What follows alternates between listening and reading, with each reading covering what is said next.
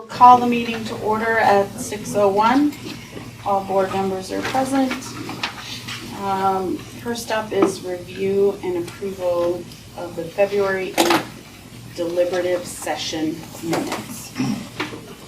I'll make a motion to approve the February 8th, 2025 deliberative session minutes. Second. Discussion? I actually, on line 33, it says CPI instead of CIP. No. So if we're getting nitpicky, Go for it. Good on catch. line 44, my name's spelled Yeah, out. I should put that Oh. on my, It is. I'm surprised you Did you didn't. get But that? we have to get them fixed for DRA. I got the Did you see- CIP, but I missed I it. did, but- Randy Johnson's one? Yeah, hold on for. Hold, please. Sorry. Yep, hold please.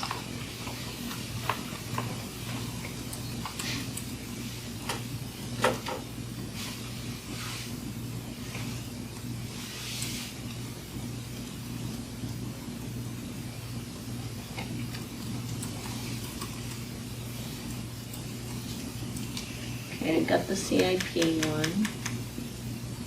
Was there another one? Yeah, line 44. Randy is R-A-N-D-I. Okay.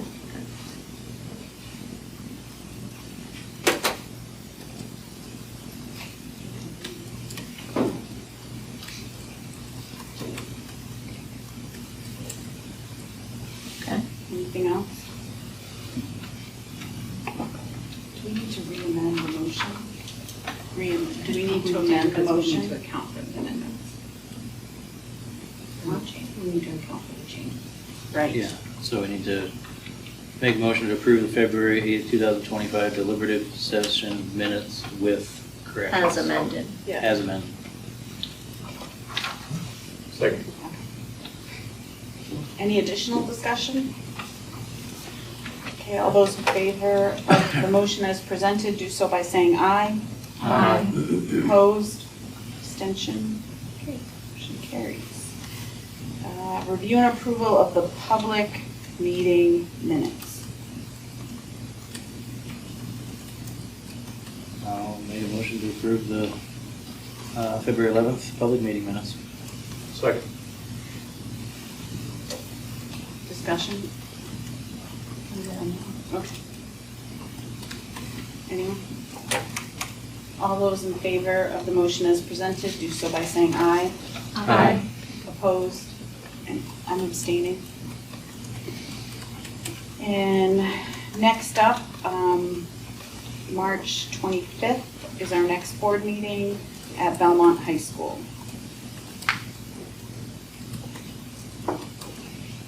Public communication and correspondence. Any members of the public want to speak? Or get a cupcake.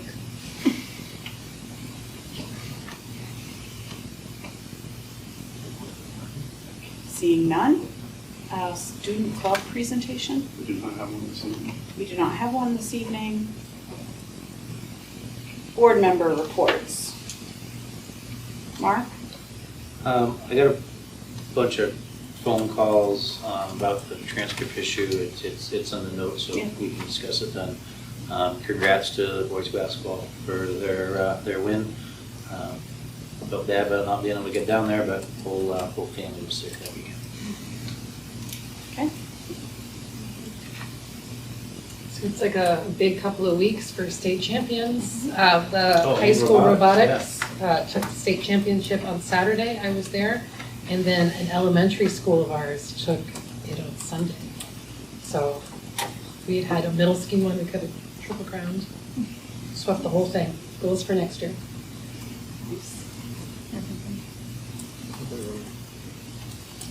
No, I was just gonna mention the robotics and indoor track and basketball and all these different co-curriculars and activities seem to have a good winter.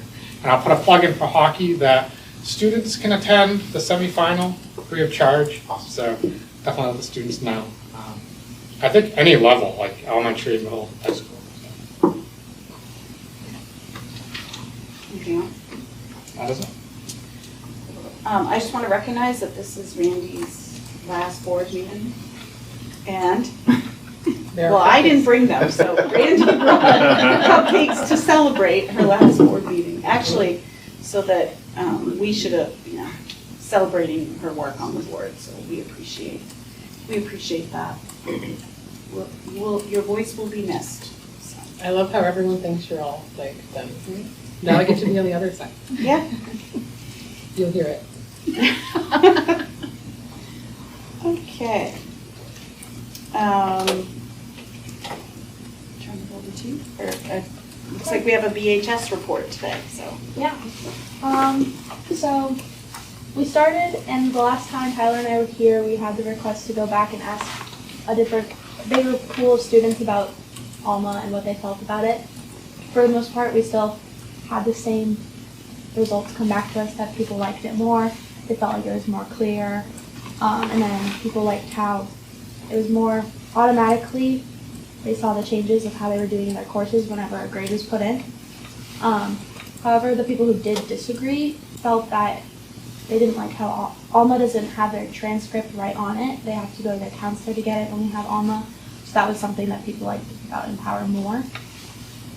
And then we went into habits of work. We are still really unsure about habits of work, as most students are. They're not really sure what they mean exactly, and there's a lot of confusion about how a student could have a 4 in their coursework, but then have like a 2 in their habits of work. This is also really confusing for people like applying to colleges, because that's just a number on their transcript, but there's no really clarity as to what that number means or what it says about the student. We just had Winter Carnival before February break. We had a lot of different games. There were things for everybody, and we saw that a lot of students stayed. Even the students who had senior priv didn't have the opportunity to leave. They chose to stay and participate because there are things that incorporate everyone's strengths and hobbies. That's something we find really special. It was kind of already said, but there's been a lot with athletics lately. Obviously, the boys had the D3 basketball state championship. There's a lot of students and staff spectating that game. Keegan Martinez was one of our seniors, scored his 1,000th point early in the season. And then we had a few girls go to New England's for indoor track. They raced in the 4x4. And then Ava Lacasse is a junior. She went for the 55-meter dash as well. We're going to have a new boys lacrosse team this spring. It's new, but they'll start as a JV team. And then there's a lot of people excited to try that. The hockey team just had their first playoff game on Saturday, and then the semifinals tomorrow. A lot of people excited to go watch that as well. One concern about athletics that we've had is the trophy cases and the entrance to high school. A lot of the awards in there are very outdated, and track records have been broken since. So there's been a lot of talk within the high school about fixing that, but no one's really taken a stance on it. We wrapped up semester 1 a few weeks ago. Students are starting semester 2 classes. For the most part, that's going well. And again, back to Alma a little bit, people felt like their grades were very clear for the end of the semester on Alma. And finally, we have the National Honor Society is hosting a blood drive on March 19th. It's from 9 to 2, and then it's open to anyone 16 and older, whether they're from the general public or BHS. And we have 2 student leaders for that, and then if we get 31 pints or more, then we'll get a 500 scholarship to the school. That's about it. Questions? I have a question. It's not for you, but it's based on something you said. I thought habits of work grades don't really count, like towards the overall like GPA. They don't, So then why would they show up on a transcript to college? because it's part of our overall grading system. Years ago, we separated the academic scoring and the habits of work. They're combining the two. Okay. Thank you. Other questions? Are the transcripts going to be available on Alma at some point? Or are they not available? It sounded like they're not available. So here's the issue. When we adopted Alma, sorry, I'm supposed to come up here. So when we adopted Alma, what we had to do was hand enter all of the grades that have been scored from Empower as long as we use it for any student who's in the school. One of the reasons to do that, obviously, is that we want to avoid, if we can, sending dual transcripts, right? It comes across as a little bit more confusing. We're trying to avoid that if possible. Also, by building some of those classes in, things like, or some of the changes that we made for this year, such as the 1.25 honors AP, early college multiplier, that can impact the overall GPA without it showing up as two different numbers, like, okay, after we made this change versus before we made this change.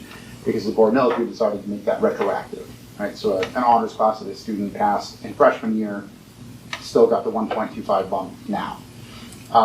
The major hiccup that we've run into is at the end of the semester, when we try to transcript the semester one grades, they're basically not merging, because everything is being looked at by the ALMA programming as external score, because it was hand entered now.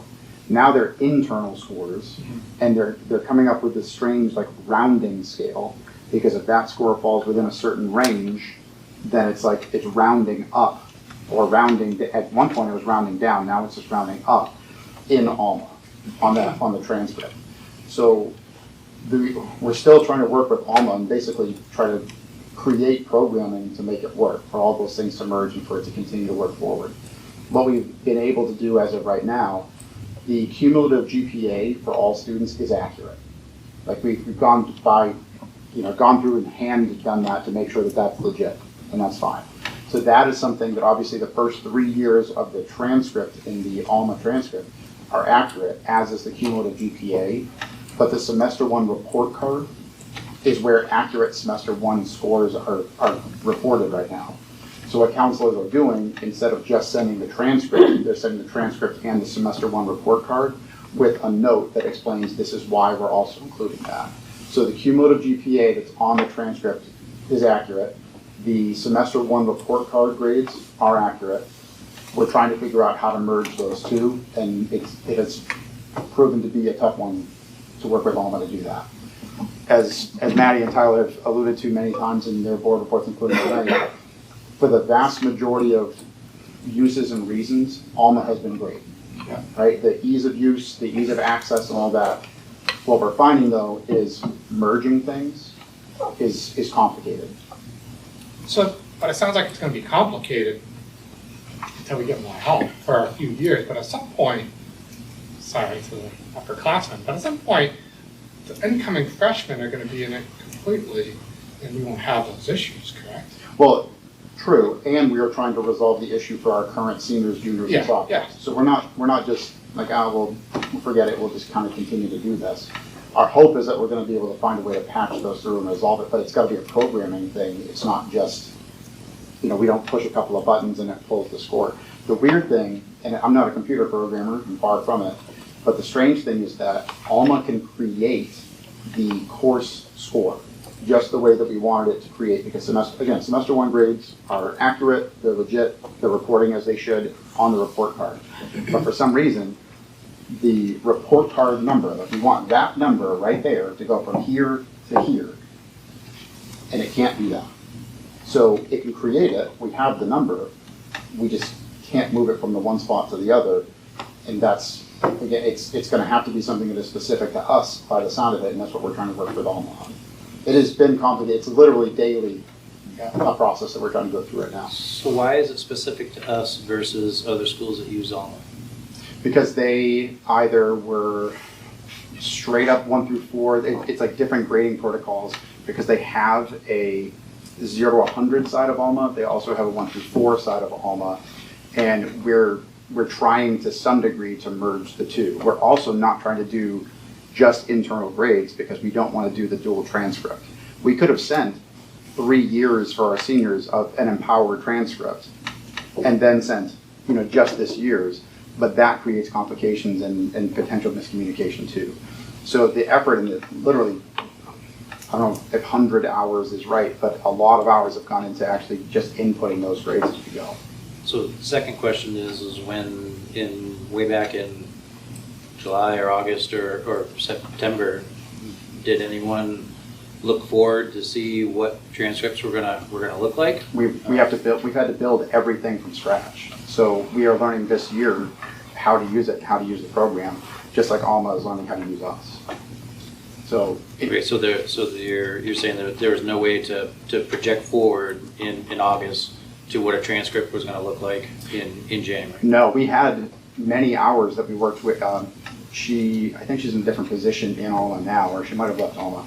But we had a go-to liaison person that we worked with and talked about exactly what we wanted to do. So it's not that it was just we were flying by the seat of our pants and throwing things into the system. We were working directly with a representative, named Katie. But Katie is no longer there, and we hadn't gotten to this point where we're trying to transcript semester grades yet. So that it's the biggest hiccup we've run into. What we did forecast is that there were going to be speed bumps with a transition to Alma. And as we hit them, we work them out. So if it's looking for external grades, because that's what was originally submitted, can they just export it and then import? What do you mean? Like export the S1 data from Alma, put it in some sort of file, like a CSV or whatever, and then import it so that it finds what it's looking for externally, even though. I don't know. It's because the external entered grades aren't like, it didn't take anything from Empower. It wasn't like we had a patch that would take the Empower grade and put it in. This was hand entered. So, which is to some degree, and this is kind of a continuing concern that we want to make sure that gets addressed in the same effort. We're still, after this, going to have external grades that are associated because of Hewitt grades, the West Palm Career Center grades, online course grades, dual credit grades, things like that. So we've got to make sure it's not just because this semester isn't patching in. We've got to make sure that those external grades are going to merge as they're supposed to, because this isn't going away. You know, we're always going to have both internal and external grades that we want to count. Are they giving you a replacement person for Katie? We have, sort of. We've worked with a couple of different people recently. So myself, Ms. Sandville, Polly Kamiri, Silas St. James, and Julie Hogrick, who's our other school counselor, have all been in meetings trying to patch this through. And yet we'll send it to our programmers to see what we can do. And, you know, so we're trying to create solutions that we can do in-house for now, while we're trying to work with them to have a more long-term solution. But in the meantime, GPAs are accurate, grades are accurate, we can send the report card. So we're sending accurate information. It's just not exactly in the package that we would have wanted to send it. Sounds like you're doing a boatload of work to get it in. Thank you very much, Sean. Yeah. It is. It's a lot of work. It was communicated to the seniors and their families. Again, it wasn't something that we were looking for or expecting or wanting to happen, but we try to be transparent about it so they know what's going out. And so that way when a college is looking at their materials, they know what they're receiving. My nephews were showing me their transcripts from MV. They use Alma. They love it. They love the transcript feature of it. But MV also sends kids to like Concord Tech and stuff. So like, I don't know if you know anyone there, but it might be worth like seeing what other schools did in this situation. It all, potentially, you know, we can, I don't mind us calling out the school districts, obviously. It seems the way that they're looking at our system is unique because of the way that we're trying to take external grades, some of which are on, like Hewitt reports 0 to 100, right? So we have a conversion that's got to go from that to the 1 through 4 to merge to create that 4-point, or the multiplier included 4-point GPA as well. So it is school specific, it's programming specific. That's why it takes a while. But we're continuing to work on it literally every day. But for now, we have a solution that at least communicates our students' accurate outcomes. So I think the answer to your original question, which is, would it eventually be in Alma? The transcript is, that's the plan. Mm-hmm. It is now. I mean, that we are sending an Alma transcript. Right. We So just they want- wouldn't have to go to the school counselor to get it. Later, I mean, down the road. I'm hopeful that we can find a way to link that in. It Yeah. probably is an additionally complicated factor because of that issue that we run into. Yeah. Other questions for our, that's okay, for our students, student council. Welcome, Tyler. Thank you.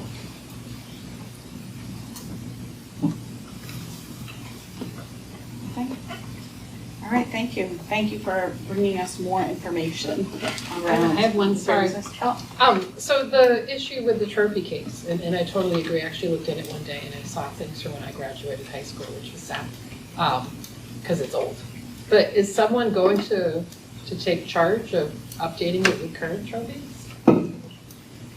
Who would be the one to do that? Like you said that in your update that you guys were looking for someone to take a leadership role in this. I would make sure you don't get anybody that has old trophies upset by getting rid of their old trophies too. But just That is a battle you're not gonna win. I get that, but I would hope that we would won't cry over my showcase ski a team current. stuff, Don't worry. Comes down to space, really, so if we want to make sure that we are keeping the history, right, but also adding to the new successes that we see on an annual basis, where do we put all of that? So, I think that was part of our thing is there's a lot of groups that have talked about it, and just like a lot of leadership teams in the school have talked about it, but nobody has actually picked it up. At the very least, records that have been broken. should Yeah. be updated. Definitely. There's been a lot of big things that have happened with athletics recently, and they're not being showcased in the trophy case. and what do we do with robotics trophies and things like that? They line the office buttons. Oh, Yeah, they line the office windows right now. And Mr. Bellier has already worked to get an updated track and field. Because that's the majority of what we have for displayed records is track and field records.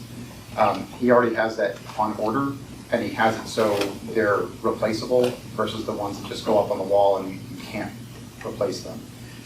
So that sign that you see in the gym right now that's had plenty of softballs and baseballs smash off of it and has pieces missing and things like that, eventually that's gonna come down, and an updated one that can be updated as records are broken is gonna be coming in its place.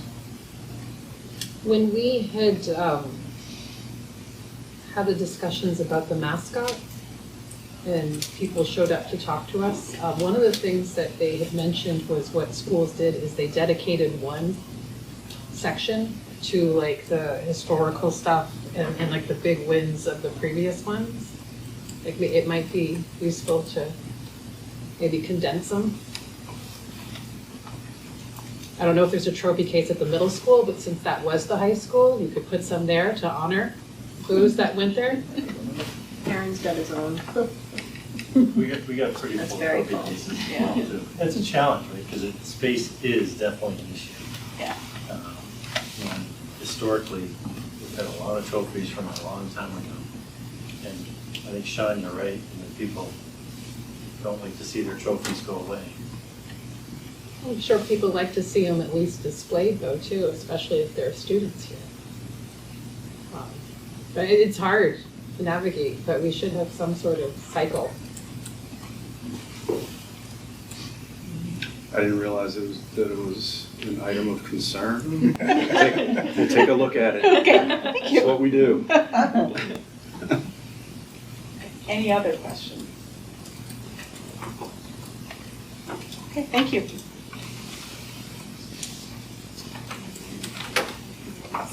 You're welcome to stay, or you can run away.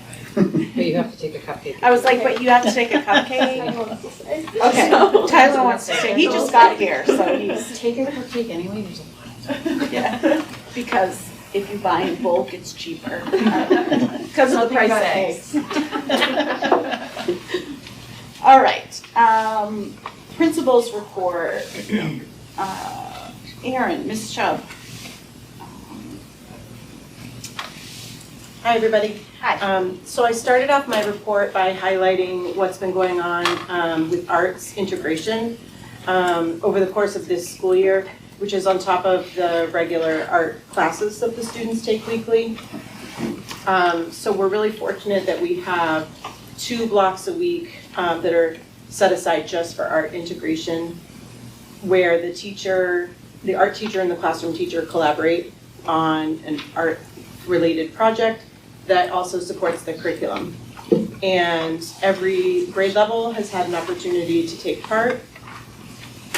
We've had some returning favorites, such as the Empty Bowls project in the fall that our older students took part in, as well as some new things that had never been tried before.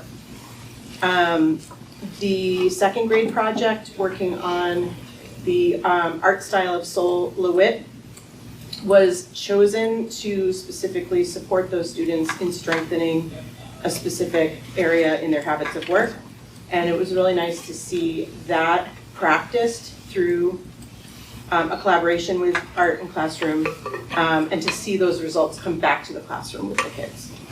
Another thing we're really trying to focus on is collaborating with the town of Canterbury to display student artwork in the community. And you may have heard of the seniors social group, the Silver Seniors, I think it's called. And they get together and have lunch, and usually they have a speaker or a topic. And so they've been displaying our student artwork. And they've really enjoyed that. So they have another event coming up, and they're coordinating with the art teacher to display more student art. Last time I presented in January, I was asked if CES takes part in PBIS initiatives like VES. So I highlighted our most recent initiative. Our committee is the same in that our mission is to proactively teach and reinforce positive behavioral interventions. We just call our committee PAWS, which is named after our mascot that the students voted to name a couple of years ago. And it goes back to our core 4 rules.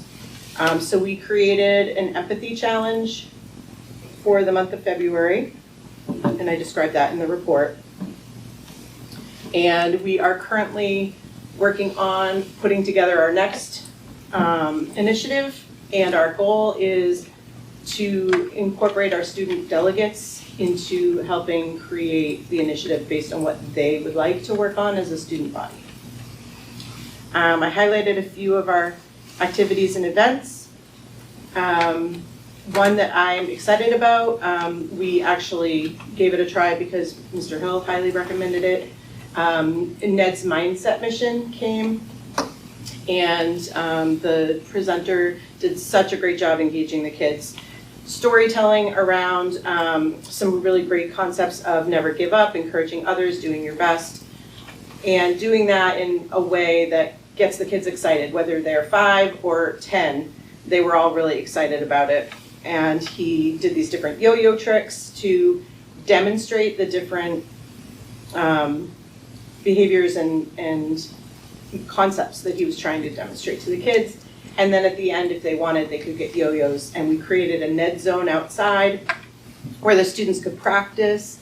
And again, this was something that VES really thought was worth bringing to the school, so we did as well. And what's really nice is it's been a few weeks and you still hear kids talking about Ned and the mission and helping each other with their yo-yo skills and things like that. So that was a really positive event that we had. Another one I wanted to highlight is I was so impressed with our school. We actually lowered our American Heart Association goal for this year because we, at the time, had 89 students, which was a lot less than last year. So we lowered our goal to $2,000, but the students did an amazing job and raised almost $3,000. And our second graders really rocked it because they raised half the funds that the whole school brought in. So Thursday this week is when we will celebrate that. K-2 will have their Glow dance party. 3rd to 4th will have the ever so popular staff versus students scooter hockey game. It is extremely competitive, and I always serve as the referee, and I'm definitely biased toward the students. So, a lot of good things happening. One of our challenges these past couple months has been what everyone's dealing with. A lot of staff and student sickness. and just trying to cover all the bases to make sure students are still getting what they need. The staff has really pulled together and just jumped in with extra duties and helping with different areas. And hopefully everybody is healthy soon so that we have better attendance all around. And that's all I got. Any questions? Have you considered reaching out to the Belshaws about displaying art there? What is it? The Belshaws that own the Canterbury store, they do a monthly art show, but I believe there comes a time where they kind of skip a few months, there's like a little bit of a lull. But, Yeah. like, it's a great place to go down and look at all the different art that the community makes, so she might be interested in Yeah. letting you take some space there for a while. Yeah, I've seen the artwork there, and I love the idea of seeing if they would incorporate the student work. You could definitely look into that. And I know that Mrs. McGill, the art teacher, is also coordinating with Kim Haley to get some art displayed at the SAU office as well. So we're definitely getting ourselves out there, and I can definitely reach out to them. It's a great idea. Other questions?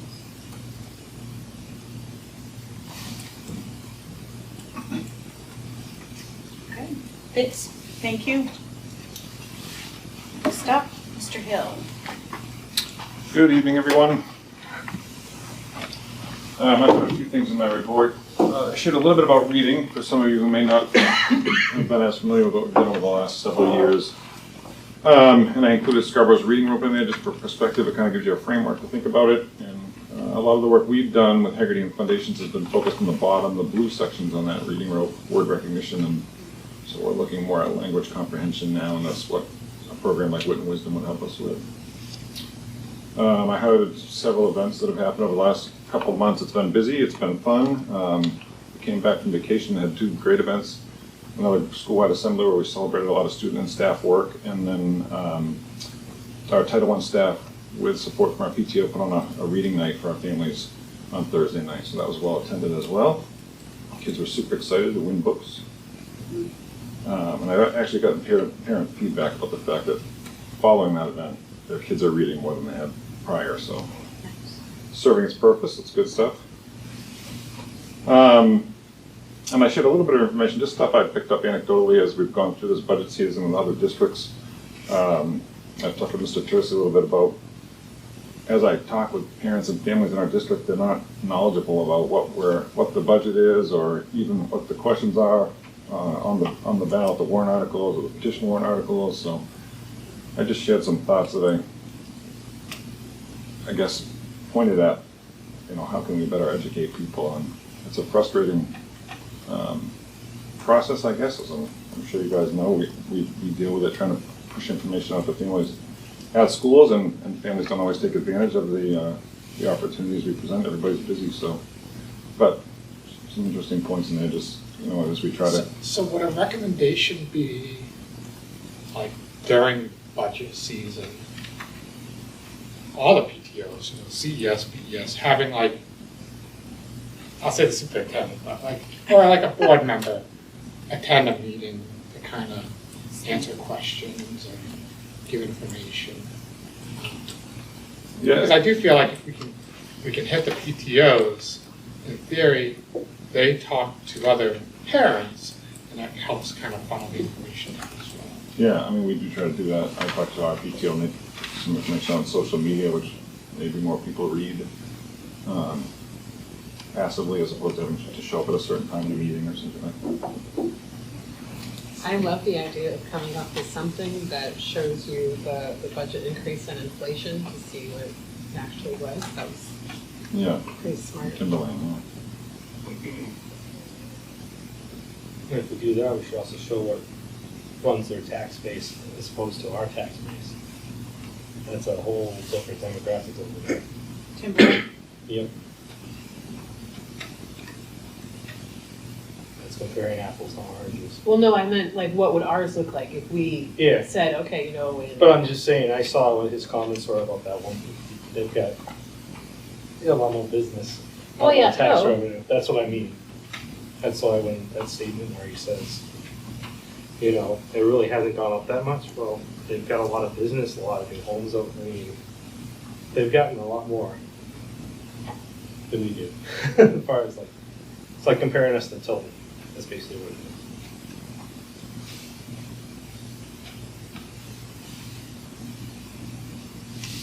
Other comments?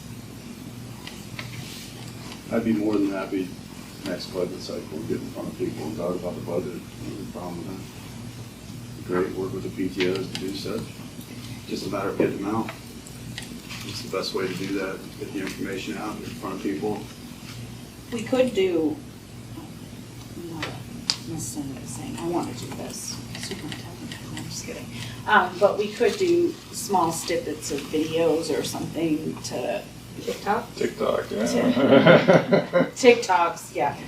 But I'm just saying so that it's not about going to a meeting, or reading social media, or like to get out different points. I know that's a whole nother layer of work, like I get that, I just. We want to get people out to be able to discuss the budget and educate people so they can ask questions. And the best way to get people out is to feed them. I brought cupcakes. And whether it's big spaghetti or big dishes of lasagna or Yeah. I mean I've seen it work many times in the past. You dangle that carrot of food, no pun intended, you get a lot better attention.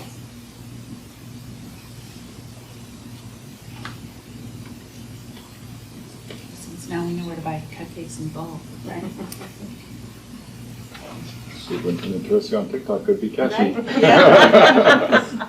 You could use, I was noticing in your board report, people have unicorn heads and Oh. bird heads. Yeah, I mean, that was the masked readers. So Oh. as part of Read Across America Week, we had different staff members read, but with their masks on, so Oh. students didn't know who they were, so they viewed the videos in class with their teachers, and then when we came to the assembly, we revealed who they were. So, yeah. like the mass singer. Yeah. Standing ovations for all three. Oh, that's Crowd awesome. went wild. Just think we could do a whole series of TikToks in masks. Yeah. You could do You've it. got support now, Mr. Tracy. So Yeah. you're not going to be standing alone. I can't wait to watch you do that. So, questions for Mr. Hill?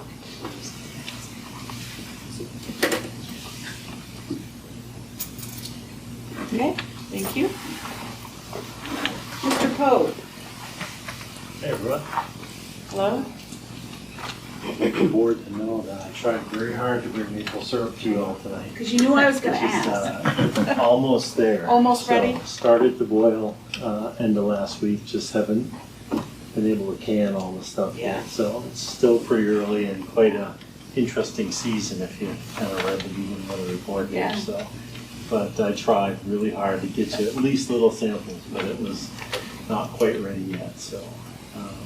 That's been going great. Just so many kids involved in that and super excited to, I mean, they're running around every afternoon checking buckets and stuff like that. So, we went from nothing to buckets running like crazy. So it just, and I'm not a maple syruper myself, so just watching it all happen and kind of learning a little bit about it, it's really neat. So quite a unique season from what I understand. So, but we're boiling right now, and hopefully next time we'll have something for you to go along with the cupcakes. March is a busy month. We got a lot of stuff coming up that didn't make it into the report, but we got concerts and JHS inductions, things like that. So we're dances, all sorts of things. But in the report, successful unified basketball teams, the polar plunge. That number was up to $8,800 actually. After the report, and the kids were a little disappointed they didn't get to actually go in the water. If you think about the weather for last week, Thursday was really nice, and then just they took a dive on Friday. I think the fire departments worked on removing some of the ice from where they plunge, and because of the wind and all that, it blew all back in, so it's just too cold, too windy, and I think the ice just kind of came back in, so it didn't allow them. But Is that anything that can be rescheduled? Well, I asked I them. know there's a handful of kids that still really want to do it. Yeah, I'm not 100% sure. There was some talk about that. Quite a big operation though, right? Because they involve a lot of people. Right. Special Olympics, fire departments, stuff like that. So I did hear there's some talk about that. I don't know if it's gonna be rescheduled or not, but, you know, we had a large group. I know the high school had a large group, and so it's just nice to see them all go. And they were excited. They got to kind of participate in the celebrations and things like that. I think at one point they talked about jumping into the pool, the indoor pool there, but I think that was Not the same. with a, I don't know how many kids were there, but there has to be a ton of kids just to jump in that pool. I don't think they wanted to do that. But it was good. Mr. Tercey made our report. He came over, so that was great. Actually, the kids loved seeing people come into the classrooms and things, so thanks for doing that. I also just kind of a couple things not in here. We've had some success hiring some support staff recently, so that's good. Not so much open teaching positions we have, but I just brought on 2 brand new support staff members this week. Started Monday and one on Friday, so that's good. We're still continuing to post the positions. We have some kind of job fairs that we're going to be going to at PSU and SNHU coming up, so hopefully we'll have some success out of those, and just look forward to getting these positions filled. So we're in pretty good shape. We're in better shape than we have been the entire school year, so the support staff, so it's good. We're not there yet. We've still got a couple positions open, but it's a big help filling those gaps. So I'm happy to answer any questions that you have. The teaching positions you're having trouble with, are they being advertised for right now or for next year? Well, they're advertised for right now. Yeah. They've been advertised filling these as soon as possible, so I'm sure we'll repost after. So that, like, they keep getting, the postings keep getting renewed, or they're constantly. It's really difficult to fill that classroom teaching position, right in the middle of the school year. Over now's the time where we'd be posting for positions that are considered vacant for next school year. I'm confident we'll be fine for next school year. Yeah, I mean, part of me is wondering if they're being advertised for now, whether the applicant pool would be smaller, because they'd be interested next year, but they can't leave where they're right now. Right.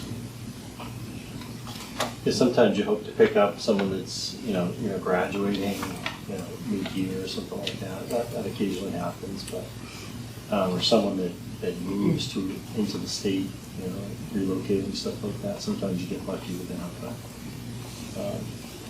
I'm confident we'll be fine for the new school year. Any other questions? Okay. Thank you. Mr. Finch. Hello, everybody. So my board report featured a lot of the activities and championships and things like that that we've been very excited about at the high school. Looking forward to the continuation of the hockey season, things like that. But obviously a good portion of my report was pulling some data together at the close of our first semester as well. So the information that you see from the first page is data from semester 1 of last year with the grading systems and approaches and philosophies and things like that we've been using up to that point. The information that you see then on the second page is the data from semester 1 this year. So the data point at the very top, I should have changed this on the first graphic because it's actually 2 different pieces of data on that gray line at the top. The first page, the 107, is the number of students semester 1 last year who didn't pass one of their classes for the middle of the semester. On the second page, that 158 is the total number of classes combined that all students didn't pass within the scope of the semester. So those are actually two different data points. So again, I should have changed probably the first page because I wanted to highlight that second one. We looked at this in a variety of different ways, or we continue to. Brand new grading system, a lot of adjustments being made. The 158 also includes students who qualified for standard recovery. And there's a data point later in my report where 36 of the 43 total classes that qualified for recovery were recovered. So I tried to put a lot of different spins on things to show you like where those numbers started, where they ended up, how many of them actually were recovered. We also talked today with our faculty Can I stop you for a second? And so in looking at this, so if I just come down to the 24-25, semester one. So on the right side, we have students with one course, two course, three courses. So we're totaling 37 for 37 students this year that did not pass a course. Nope, those are 37 students who qualified for recovery, 43 total courses for which they were recovery eligible. So 6 of those students were recovery eligible in 2 classes. 31 at the top there were recovery eligible for 1 class. So it was 37 total students were recovery eligible in at least 1 class. In other words, those 158 course failures, some of those are not credit recoverable. Correct. Right. So that's a combination of credit recovery eligible and not. We also had 2 measures that led to a student's, or it's essentially one measure, but with a little bit of a twist. That bottom line there is an outline of the students who were not recovery eligible, what led them to not be recovery eligible. The students at the top, the overall course score being below a 2.0 in general, those were very easy to kind of find and mark in Alma, were 96. And students who had a course score above a 2.0, but there's at least one standard below 1.75, that was 19 of those course failures. So those were 2 different ways that a student might not earn credit. The other ways that we were trying to break this down is really try to figure out where the majority of those numbers are coming from. So there was just over 190 courses failed semester 1 last year. That's based on the data that you have on that first page. There's 158 versus 190, I think it's 193 or 195 from page 1. There was about an 18 or 19% drop in the number of courses that were not passed. So that's pretty considerable. Almost 1 out of every 5 from last year passed this time around. We also looked at where are a lot of the bulk of those numbers coming from. So the line that says below recovery failures, so they just failed outright, they could not recover their classes. There was 1 student who represented 5 of those. 5 students who each represented 4 of those, 9 students who each represented 3 of those. So that is 52 of those 158 coming from 15 students. So we have a cohort of students who were very much not successful in the first semester, and a lot of that number, basically a third of it, came from 15 students. So the going from the 195 down to 158, is that speculative? Is that because of lowering the passing to a 2, or is that speculated to be part of it? Or we didn't change one thing this year. We changed about 50 things. One of them was a student has to pass every single standard with a 2.0 in order to gain credit. There's rolling grades now, so students have a grade put into Alma and it immediately impacts their grades. People aren't looking at the body of evidence and updating that. The use of Alma in and of itself, so students can actually see where their grades stand. So there's no way to tell exactly what number or what change led to the 19 or so % drop. I was very interested in, obviously that was a concern. right? The concept of lowering the bar. We kept hearing that over and over again. First of all, we have no idea whether the bar was actually lowered because there was no definition of what a 2 even meant last year. We've now defined that. We also, in a way to negate that concern, established an honor roll and a high honor roll. And you want to talk about some numbers that I was very happy with. We also produced that. So on the third page of my report, it shows that the students who had at least a 3.0 GPA and no core score below a 2.5, all of which are marks well above minimum passing score, 118 of those made the honor roll. 56 kids, and this is all unweighted GPAs, 56 students have a GPA of at least 3.5 with no score below a 3.0 in any class. So that's a new data point because we have not had an honor roll. So there's no way to compare that one year from another, but the percentages of our student population that went well beyond minimum passing scores, we want to represent that too.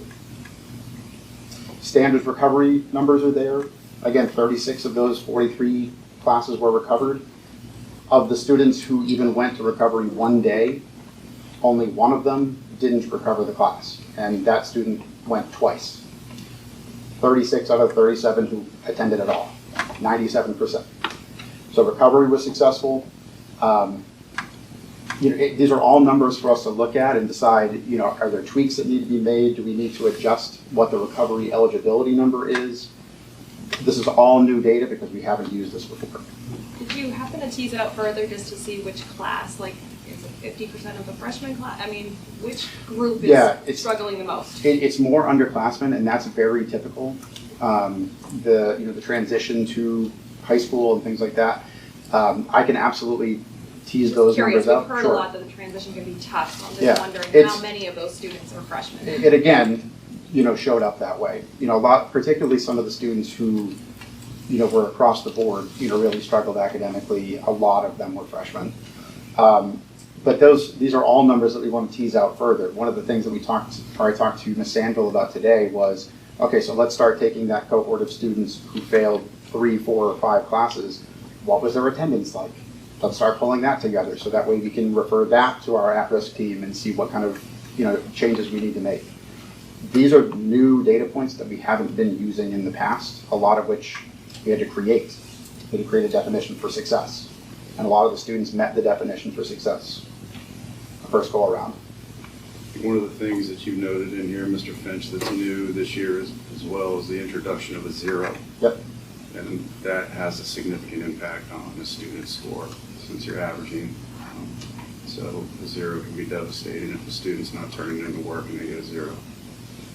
And as you would probably expect, I'll say most students who fell into those failure levels, you're going to look across their lines at Alma and you're going to see 0s. And that was a harsh reality for some students. Like a kid who is a senior in high school has never had that impact before. So it's an adjustment. It's one semester of data. So I'm assuming that I'm missing something. So if I go back up to the page 2 chart where you're showing 158 total course failures. Mm-hmm. But then when you talk about the credit recovery, there being, was it 43 or 46 or? There were 43 courses that were qualified for recovery by 37 students. So out of that 158, only 43 were recoverable? Yeah. Okay. And that's one of the things that we want to look at is, was our recovery number right? Does that need to be adjusted? Again, we had never had the definition for recovery eligibility that we used this semester. So this is our first data point to use along those lines. We had some students who just barely missed recovery eligibility, but it's in our handbook, we stuck with it. We had some other students who just barely missed either high honor or honor roll, because they might have had a 3.1 GPA, but they had a core score of a 2.48. This is what keeps them off the honor roll. So I don't want to change a thing, honestly, going into second semester. We're having students adjust. I want to see what those adjustments look like as we move forward. So what's the approximate number for total classes enrolled in fall semester? Yeah, I got asked that question today. I haven't had a chance to pull, one of our teachers asked that this morning. I've got to pull that together and I can provide that. Okay. Because I know not every student is taking 4 classes. Right, like Okay. many of our seniors have, senior priv or things like that. But I can work on teasing it out. So do you mean, just to clarify, so basically total number of courses taken in sum of every student in the school for the first semester? Yeah, so I'm looking at, so the 158 minus the 36 that was actually recovered, so now we're down to 122 failures. I'm curious, that's out of how many classes that were taken? Yes, like attempted courses, sure. Yep. Yeah, I can work on that. So I think if any board members have specific questions about digging into this data a little bit more, just shoot them over to me. I'll get them to Matt so that you can put it in your next report. Yeah, absolutely. One general question. Hewitt scores. Are all programs year-long programs where they only get graded? Like not all. There are some that are semester long. We get semester grades, but they're not transcripted grades because they're not final. However, when we did honor roll and high honor roll, because we got those semester grades, we have a conversion. So basically what Hewitt sent us, let's say they sent us a 95 because that's what a student has in semester 1. They have in their handbook what letter grade a 95 equals. What we have in our handbook, as you all know, is now we have a letter grade that, at least in some level of reference, leads to a 3-point this, a 4, whatever. So what I did was I took the 0 to 100 grade from the Hewitt, looked at where that fell on the Hewitt letter grade. Okay, well, if it's on their letter grade, our letter grade would mean it's a 3.7. So those grades for Hewitt scores were absolutely utilized in that. Okay. Other questions?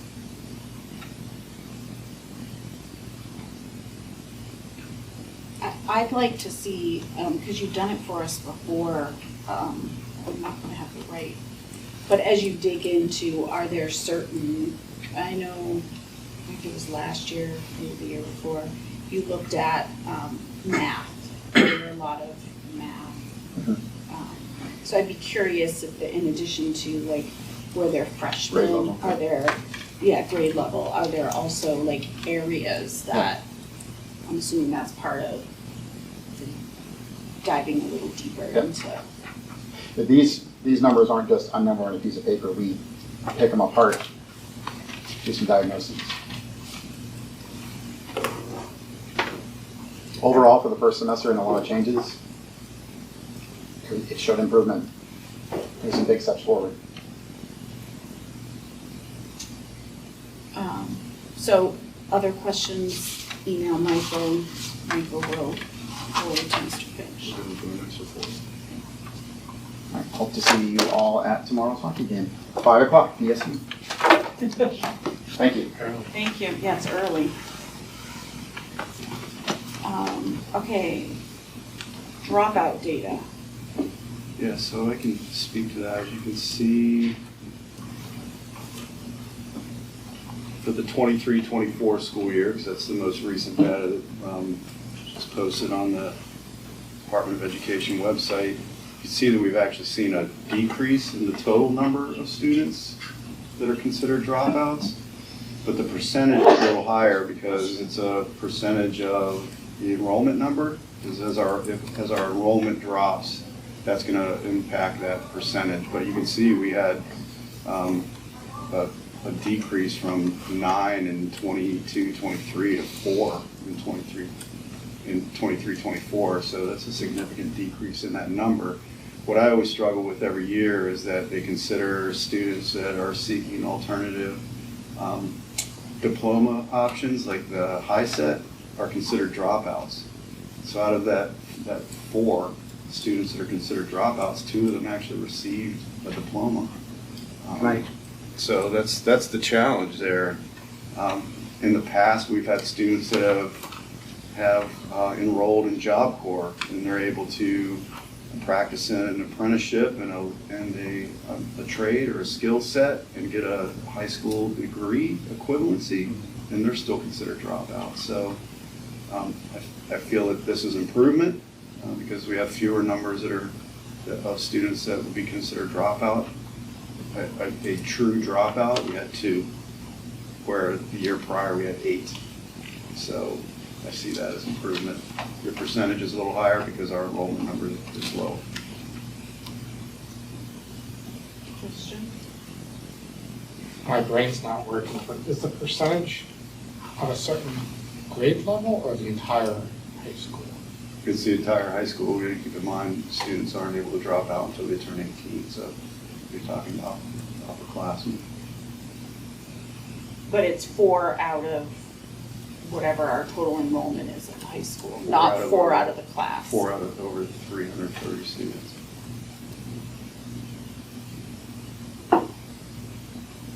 Yeah, I mean, I guess I'm inclined to look at the dropped out column over the total, because my impression is the high set is a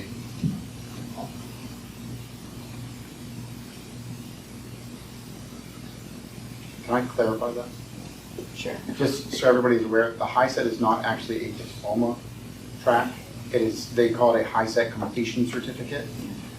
So it is certainly better than a student, finishing his or her high school years with no recognition. But one of the things that we make sure to promote to any of the students who are considering that is, technically speaking, you are no longer pursuing a diploma, you are pursuing a high set completion. So yes, they're pursuing a program that might be very, appropriate for them, but I think that's one of the reasons that they make sure that we have to mark that as a dropout, because they didn't get a diploma even if they finished that program. And that high set is what replaced the GED.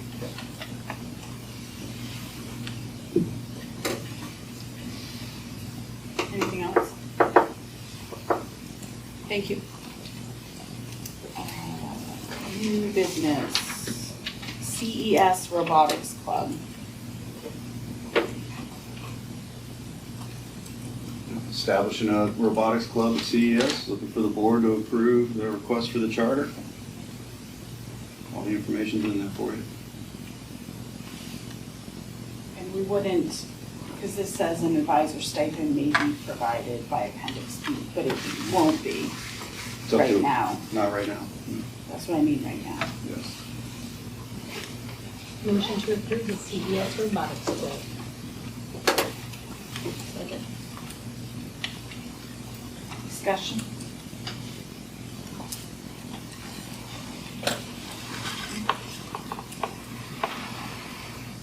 Okay, all those in favor of the motion as presented, do so by saying aye. Aye. Opposed, abstention, motion carries. Thank you. Cupcakes, Take one again. take it to go. I Tyler? already have one. I know, but to go, Tyler, to go. Hey, Sibling? you both have younger siblings. Yeah, There's even exactly. bags. in Be a case you wanna hero, take take more one than- home. All right, permission to, did we vote? Yes, right? Okay, did anyone oppose? Permission to travel robotics. I have a question on this one. So, when they went to the Lobster Bowl, I had asked how come we didn't have to do it, and was told because it was in season. And for in-season travel, it didn't need to come to the board. So unfortunately, our rules and procedures for field trips contradicts the policy itself, so we're gonna have to go back to rules and procedures, because our rules and procedures state specifically if it is out of state and overnight, it needs board approval. So we have to go back and look at that. That's why you're seeing this now. I'm trying to remember, I'm like, I don't remember seeing permission travel before. Yeah.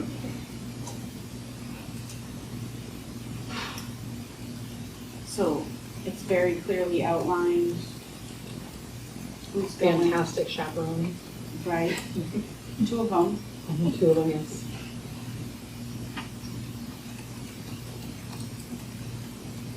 motion to approve the permission to travel request for VHS robotics. Second. Discussion? Do I need to abstain because I'm gone? I would have. I have a question on the travel for the advisor. I feel that she needs to be paid mileage. Also, at 1,400 miles, you're not making that trip in one day. I mean, I've done that before, and you're a mess. You know, if you travel that kind of distance. So, I mean, was it what did she say, 1450 or something along those lines? IRS rate is 70 cents a mile. You have tolls going. Well, I guess the 70 cents a mile should include tolls. But hotel as well, each direction. I think she only has $400 in for fuel.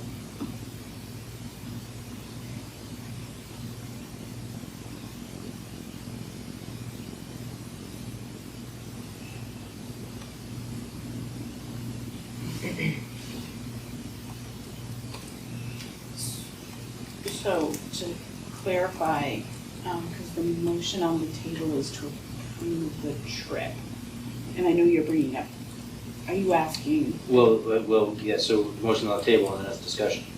No, I know, but are you saying we should cover that? Yes, I believe that we should cover mileage, not just the $400 that's requested. Yes, I think it's 400. She actually only did 200. 200. Right, yeah, 200 for fuel. I guess I'm just, the way I'm reading this is that it's all covered by robotics. If you read this, event registration paid, covered by BHS Robotics, lodging, costs covered by BHS Robotics, transportation, cost is approximate, but it's covered by BHS Robotics. So only because I happen to have some knowledge of this here. So the lodging, that is just the teams, that doesn't include her hotel room. The flights, it's $495.36 for Ethan, Grant, and Brody each, just to make sure that's clear. And then the one-way flight for Odin on the way back is the $288.8. No, So her lodging was paid for by a parent.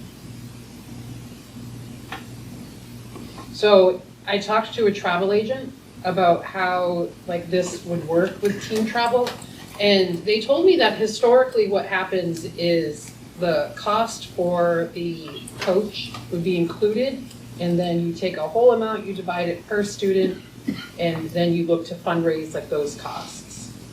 So this one is a little tricky. There is a nonprofit booster club that's being started tomorrow that's going to be looked to help support the coach and funding for these, because it's like she's been paying out of pocket, she's been paying her own way.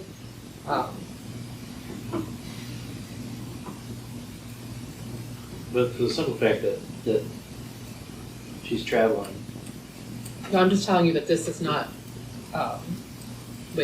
does not accurately reflect like the cost of her stuff. Right, so the Yeah. lodging is for, That's for the one room For students. for those 4 students.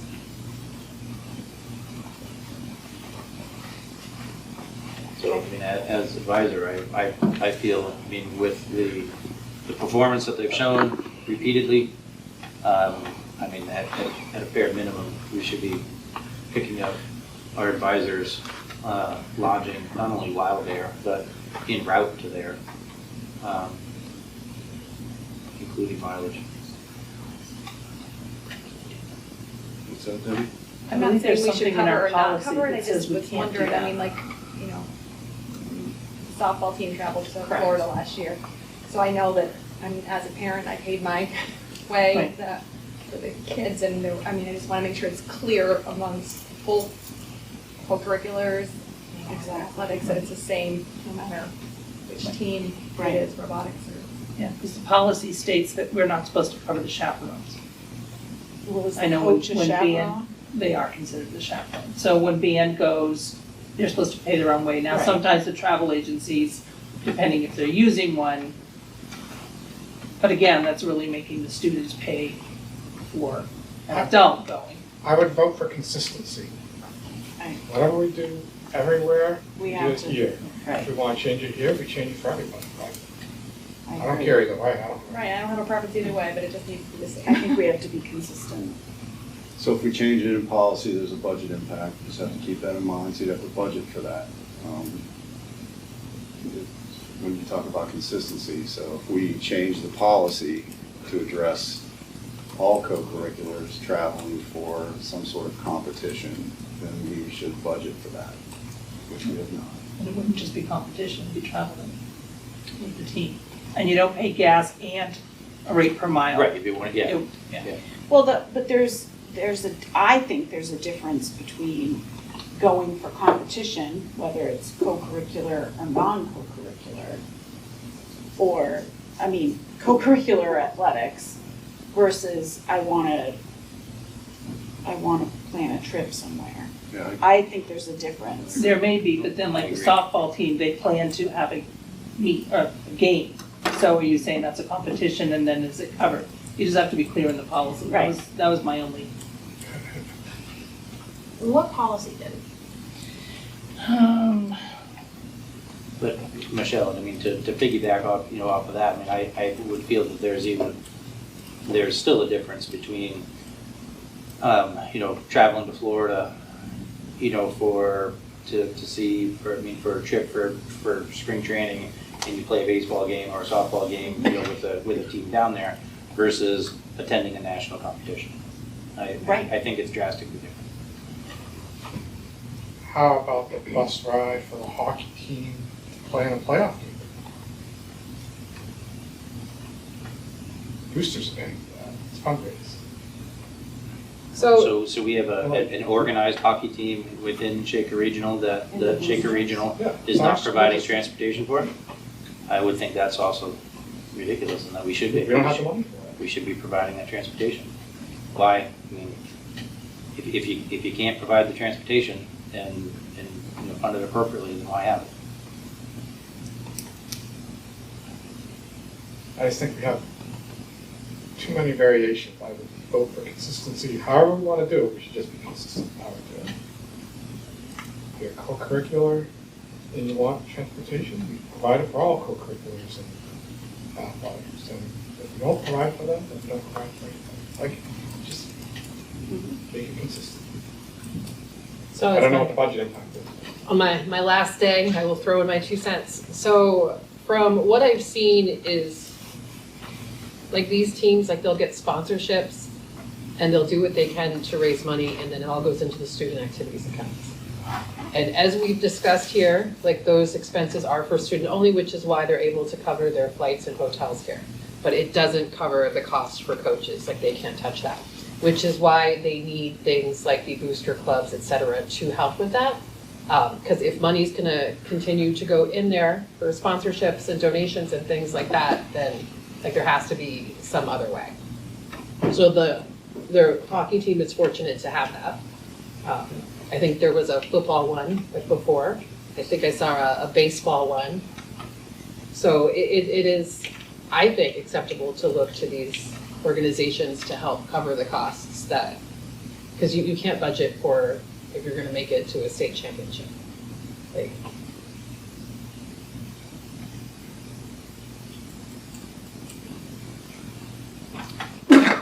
So it's in the rules and procedures of policy IJOA that chaperones shall contribute equally to the overall cost for overnight travel in the same manner as participating students. It can be defrayed through fundraising efforts. Thank you. So I was that- looking at JJA, so. I don't think we can solve this tonight. But we need to know, like, how many situations have we been in where this happens? So you couldn't give us even a budget impact number because you don't have that information. I agree that we can't solve it tonight, I just was simply curious about actually looking at the policy. Well, and I think it raises, like, if all the student stuff is covered by VHS Robotics, then couldn't VHS Robotics cover the coach as well? But again, Historically, we've been told no. no, I understand that. I'm just saying, I think that's why we need to get some consistency.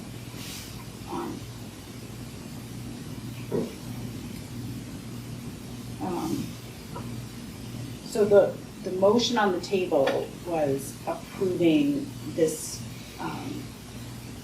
permission to travel. And then Mark understandably brought up kind of the transportation and the cost.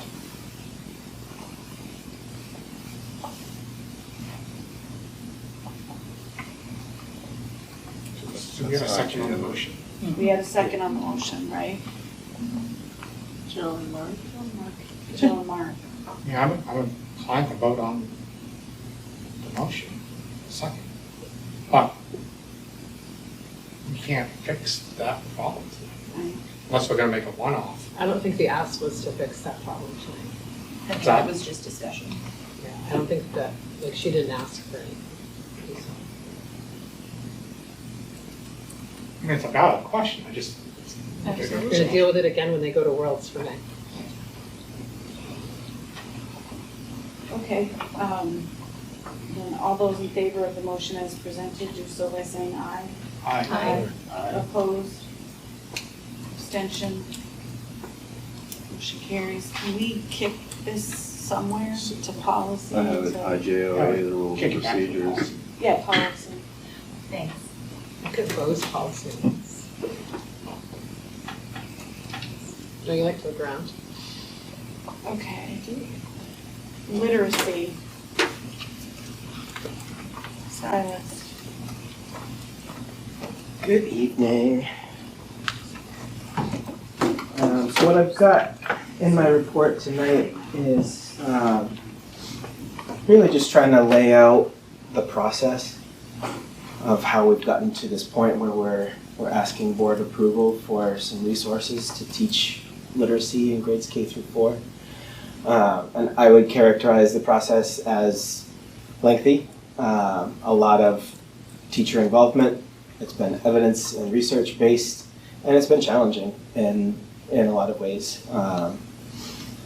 So you can kind of see the timeline going back a couple of years, including, which I think is a really key factor in this process, that we've had so many of our elementary teachers and leaders participate in the letters training, which is really digging into the scientific basis for what's effective literacy instruction, both reading and writing.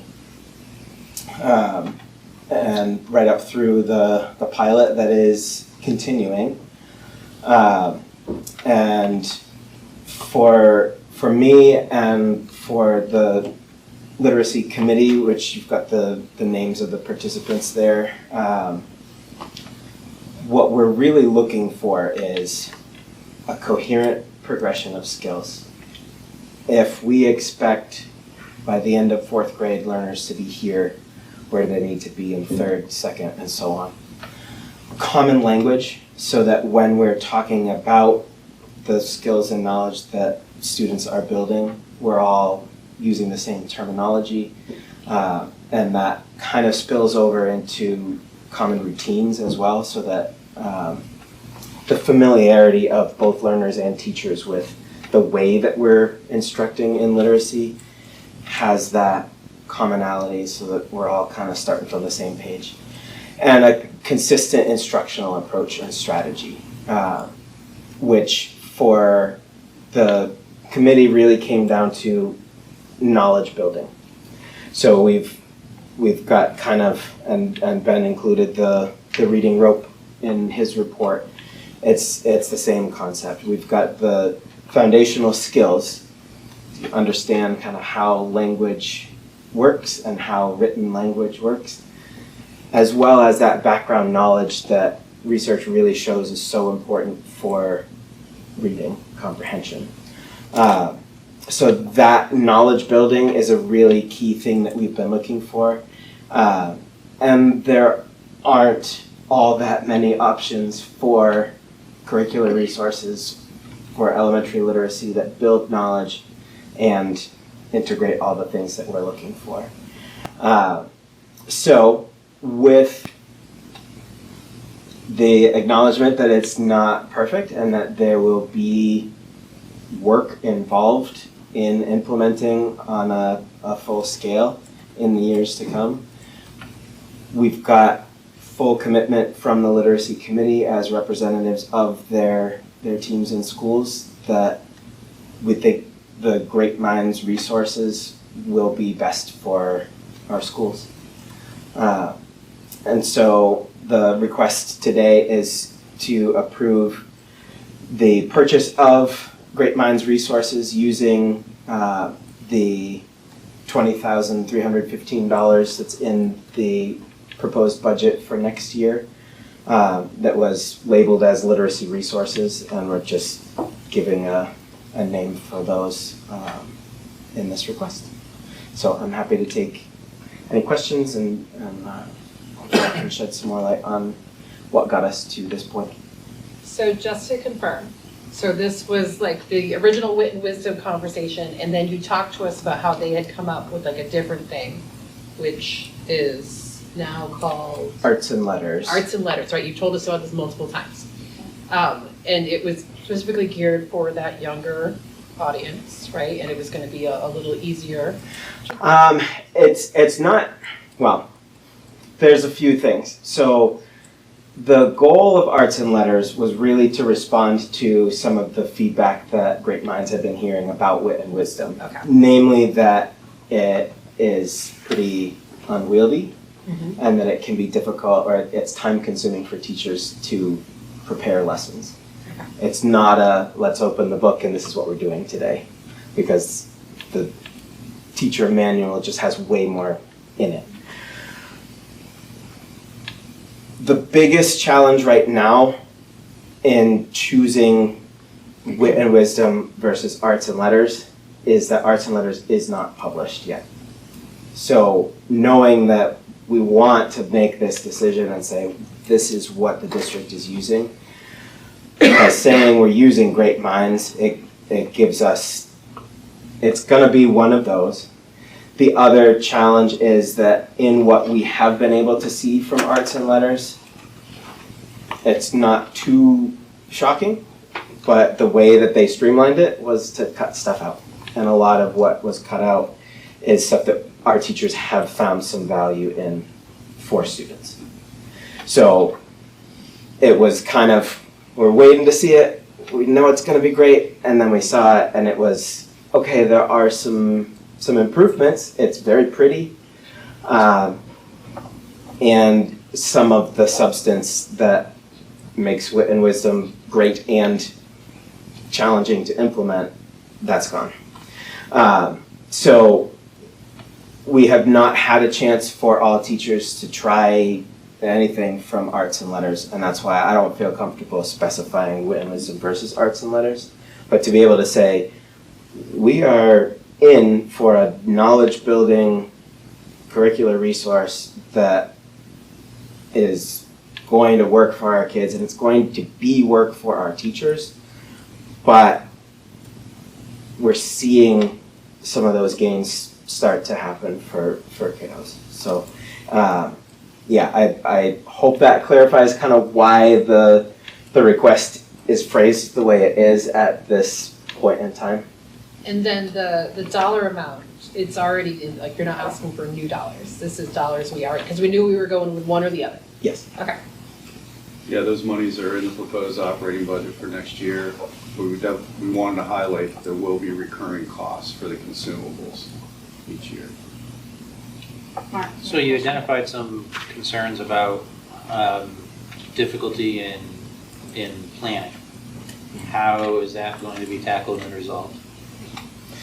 Yeah, so what we've been doing to kind of respond to what we're hearing from teachers is we have been working with a consultant who has experience working with districts that are in like a year or two ahead of us in the implementation process with Wit and Wisdom. She's been hugely helpful. She'll be in BES and CES this Friday and next Monday. But she's also been working with the instructional coach and reading specialist and helping them to be better equipped to help teachers. With the pilot, the official kind of pilot phase in the beginning of the year, teachers met weekly. And I think the feedback was that that time was helpful, but it was also just something more on their plate. So we're hoping that we can find kind of creative ways to carve out that time for teachers to have a regular, this is a grade level working to plan the next few lessons without adding that on to the school day. But that's really what it comes down to, is it's a lot of time to take the resources as they are and turn that into, here's what we're doing tomorrow or next Tuesday. So what I'm hearing is that you're hoping to find solutions to that problem. Well, we know what will help. It's finding ways to make that fit within the school day that's the challenge. So it's more about scheduling and moving resources around to get the people who can help together with the people who need the help.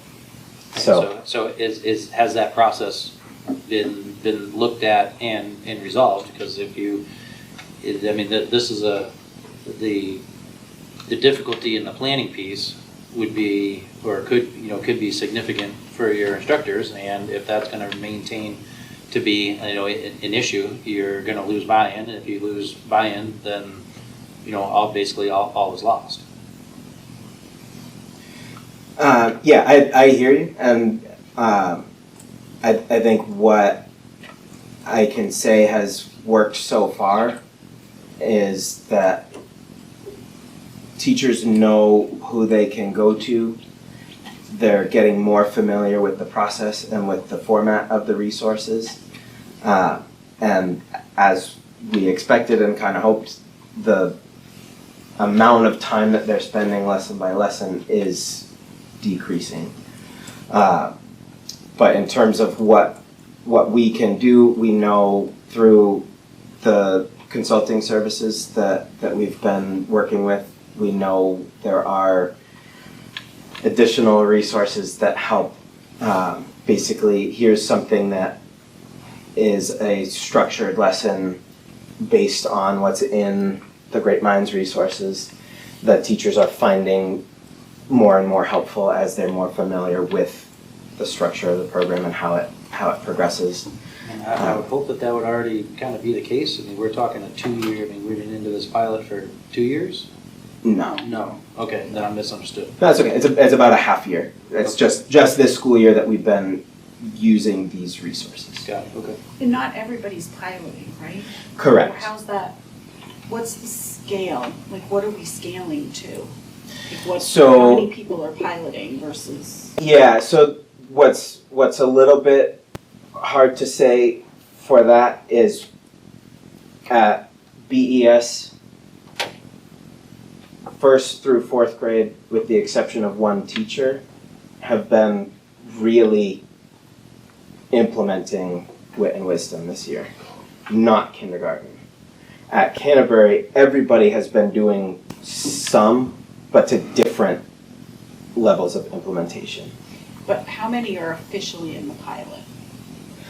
So the official pilot completed, and it was just those BES teachers 1st through 4th grade, except for one 4th grade class. So teachers who have at least some familiarity with it, add to that group everyone at CES. So then it's kindergarten at BES and one 4th grade teacher at BES who had really little to no exposure. And then Canterbury has had, they're calling it dabbling rather than piloting. And honestly, some of them are, like the kindergarten teachers have both really implemented. They just chose not to participate in the pilot officially. But yeah, so there's a big majority of teachers in both schools have at least some experience under the belt in terms of what's there for resources. I have a host of questions, but I'll try to keep it brief. What I'm reading in the recommendation is to be implemented in 25-26. When you say implemented, all teachers, BES and CES, will be using this as their program. Even maybe one that you said didn't do anything, they need to learn it for implementation for September. Yeah, and what I want to clarify, because in my sort of curriculum world, there's the F word is we're implementing with fidelity. And what that would indicate is when the program says you're doing this on this day, that's what you're doing on this day. And every third grade classroom has to be on that lesson. And that's not what we're looking for. The flip side of that is we're implementing with integrity, meaning we're giving this resource basically the benefit of the doubt in some ways, but also we're relying on the research that is the foundation of these resources. And what it comes down to is what specifically I've laid out here for the coherent progression of skills and knowledge, the common language, and the consistent instructional approaches and strategies. That's what we are implementing using these resources. So you could get my concern to say 4 second grades at BES and a second grade at CES, say 5 teachers. Mm-hmm. They could be implementing this completely different from each other. You could have 5 different variations.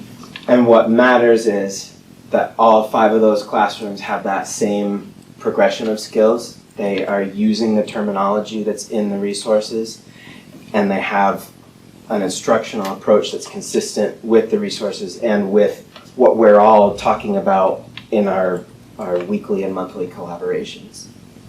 This is not a cookie cutter program. This isn't a basal reading program. This still gives teachers the autonomy, but they're all using the same resources and focusing on the same I get it, and there's a gray area, right? Like I want autonomy, but I also want teachers to be teachers and do their own thing. Like I get that there's a gray area. I would hate to hear, 2 years from now, well, such and such class doesn't use it. It's like, and that has happened before. It certainly happens in any district, depending on how things are implemented. But we've seen it happen here. Even when I got here and Reading Street had been the literacy program, it depended on which classroom you were in, what you saw from Reading Street. And so what the literacy committee has really tried to do is hone in on what is it about the Great Minds resources that we want to see in every classroom. And beyond what's here, and I'm saying that somewhat tentatively, but because I don't know that this is necessarily an exhaustive list of everything that we want to see in every classroom, but the heart of why we want this and what we want to see in every classroom, because we think that will create success for our learners in literacy, is what's here for that coherent progression, common language, and consistent approach. one more question and one comment. The question is, I see the recommendation is purposely vague as far as Great Minds resources, but if we're implementing in 25-26, could we be trying to implement something that hasn't been published yet and will be published in time to purchase it? That's a really tough thing, and so in our communications with Great Minds and talking with various representatives over there, they've got districts who are new to Great Minds and have chosen to adopt arts and letters, even though it's not out yet. They've also got districts that have been using Wit and I don't Wisdom. understand how that works, but I'll take your word for it. Yeah, it's the educational curriculum program industry. It's it's tough for me. I don't want to say, you know, let's go for arts and letters because we think it's going to be better. We haven't seen it yet. It's not. I guess my only other comment is, and I'll look at Jo because she's a teacher, but I think there was a day where teachers were teachers, and they do some professional development as well, but they talk. My sense is that the job of a teacher is so much more now, and there's a lot of responsibilities, and now we've just added this. And I think we're all in agreement that we need to have a literacy program, but it's just, I'm concerned about what we continue to place on teachers while trying to keep them, the good ones I assume, in district. And I think that's just something we need to watch. Yeah, I share that concern, Sean. Watching our teachers struggle for the past 2 or 3 school years before this one, they were pulling resources from everywhere because we didn't have a common resource for our elementary literacy. And they were doing the best they could, but they were working hard to find things, and what they were finding varied in quality and varied in the ways that it addressed the needs of our learners. And so what the goal has been is, yeah, teaching literacy, teaching elementary is a huge undertaking, and we want to take some of the guesswork out of it so that we know we're going to be putting in front of students something that is vetted and research-based and is going to get us to achieve our goals, and that it's something that, yeah, teachers are going to be working, you know, for the first couple times they implement it, but at least they're going to the same place, and we've got people in district as well as a consultant who can help with that, as opposed to, I found this here and the other class teacher found this here, and it's harder to support in that way.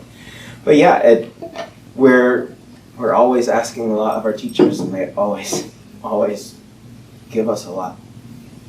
So to follow up on what you asked before, and I think you confirmed it. I mean, you kind of answered the question, but kind of didn't.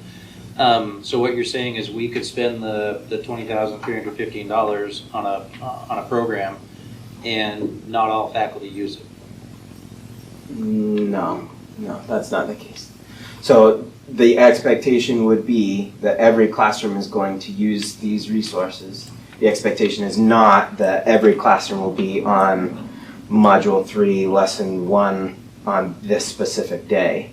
It's that every teacher will use the Great Minds resources in order to instruct with a coherent progression of skills, the common language that's in that program, and the consistent instructional approach that is the approach that Great Minds Resources uses. But does it offer a pacing calendar? I'm just saying, I mean, It does, and it's as realistic as any published. I'm just saying that I want to see kids, no matter if you're in classroom A or classroom B, have the same opportunities. So if one classroom is spending 3 weeks on Module 2, and the other class is moving along, following more of a traditional pacing, it doesn't always, they might be using the same terminology and all of that, but they're not going to get the same experience classroom to classroom. True, and what we've seen in the pilot is that BES is very together. Like the most that I've seen is 3 lessons apart in either direction. So for the most part, they're, you know, okay, here's when we're going to finish this arc and do our focus question task on this day, and for the most part that's within a day or 2 of each other. So they've been working to make that as functional as they can, and like with anything, pacing is challenging when you've got learners who aren't necessarily ready for what's being presented. And that's one of the approaches that Great Minds uses, is it's about access over mastery. So yeah, we want kids to master the skills, but we also want everyone to have access. And so there is some degree of moving along because skills will come back in later lessons. But yeah, I without necessarily having to mandate we're going to be within a week of each other, that's what we've seen this year, is that everybody's staying pretty close in terms of pacing. And that's what the regular collaboration time can help with as well, is where are we at, what's taking an extra long time, what do we need to adjust so that we're meeting learners' needs and we're moving along. I think, for me, when is the decision going to be made, whether it's wit and wisdom or arts and letters? Because I'm not okay, I mean, I know it's in our budget, but I'm not okay saying great minds, and so some people pick arts and letters and some people pick a mixture of the two and some pick wit and wisdom, like that, no. I don't think that's. No, it wouldn't be that. That won't be the case, no. No. And it's really hard to say when we make that decision because I'm not comfortable deciding we're gonna implement something that's not published yet. We've been told spring for months, so I don't know what spring to Great Minds means. If we're looking at April, if we're looking at May, that's really pushing it in terms of ordering the things we need to start the school year. What I do feel more confident is how we will make that decision, because it needs to involve teachers. At the very least, the literacy committee, who has been doing this work and this research for 2 years, and I think they do a great job of representing the other teachers in their grade levels and schools. So I don't envision a decision that is made by me or by the principals and I. It will be a decision that teachers have a great deal of say in. So then the purpose of tonight specifically is to make sure that people are aware that we're not going to stray from Great Minds resources and look at another pilot. This is where we're at. This is where we're going. It doesn't matter whether it's wit and wisdom or arts and letters or potentially a mix of either or. But we're not going to pilot a different type of resource at this point. Is it appropriate for us to, because it's monies that are in the 25-26 budget, which may or may not be approved tonight. Is it appropriate for us to take action tonight? Is it even up for action? Yes. Yeah.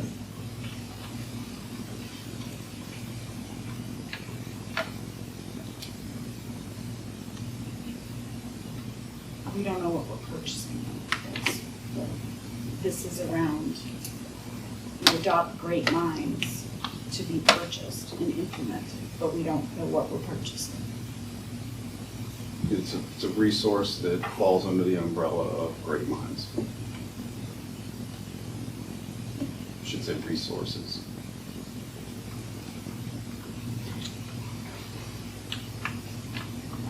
Mark mentioned the budgets. Regardless of whether the proposed budget passes or the default budget, I assume we're going to have the same budget amount for this. Yeah, if we end up with a default, we're still going to be moving forward with this, figuring out where. I guess ultimately that was my question. Yeah. Mm-hmm. I guess I support moving forward. I mean, I'll just be honest. I support moving forward with Great Minds. What I am a little uncomfortable about, and I 100% support the teacher's decision, but at some point we have to make a decision so that our students and our teachers know on the first day of school, like, what they're doing. So I'm a little, and I respect what you're saying, but we are March 11th. So TikTok, I say that TikTok all the time, not the app, but, right, I know, I just wanted to be clear. So I guess I respect that, but at some point there needs to be some back planning done, because when's the the drop date for X, how do we put it in place?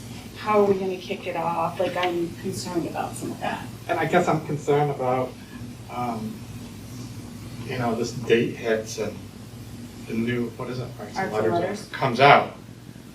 And the group or literacy group or whatever you work with says, we can't make a decision, we don't have enough time. Yeah, no. And like things get crammed, and then the decision is, let's just stick with what we know, which what was. And then a year from now, you come to us and say, we want to buy the Arts and Letters module as well. I don't want to buy both. Like, that doesn't seem to make sense either. So that's, I worry about the clock, and also worry about going the safe route and then deciding a year from now we want to go with the better product that we just didn't have enough time to work with.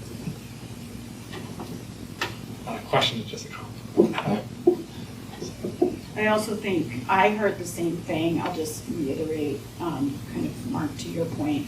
You didn't say it quite like this, Silas, but I think the expectation does need to be that whatever we adopt, the teachers are implementing the curriculum. And I agree with the pacing guides and things like that, but fidelity doesn't mean that you have to be, everybody in the whole school has to be doing something at the exact same time. It means your fidelity to the implementation of the curriculum, which does include pacing, but adaptation. So I get concerned, like I want to make sure we set the expectation. Yeah. And then if people choose to not, that that gets dealt with a different way, I'm assuming. Right? I mean, okay, so this is, we don't know what we're buying, but we're buying something from Great Minds. Yeah, that's.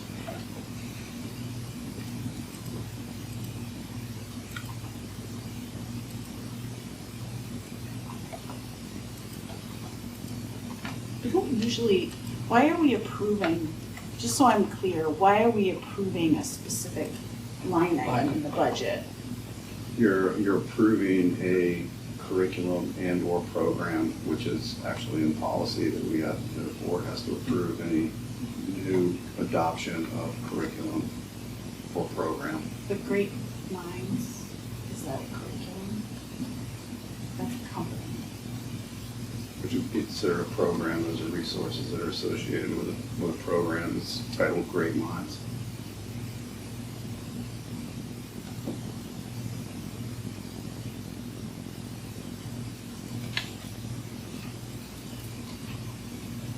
So we need a motion. So, I might not even be on board after today, but part of me is thinking, I'm fine with going forward with Great Minds. But I would definitely like Silas to come back and give us an update, even if it's in the middle of the summer, to say, hey, it came out where you talked and this is, like, I want to get some type of update before I agree. something purchased. You get an update in 2 months. What's that? You get an update in 2 months. Yeah. Motion to approve the purchase of resources for literary instruction in grades kindergarten through 4 in both CES and BES from Great Minds to be purchased and implemented in the 25-26 school year. Second. Additional discussion? Don't make me say that again. I'm hoping Greta got this. It doesn't need to. Still don't know what we're buying. That's why I put It doesn't need to be in the resources. motion, but I just want to make sure it's noted that there'd be a follow-up before. You should put it on the horizon. Okay. You said you don't know what we're buying.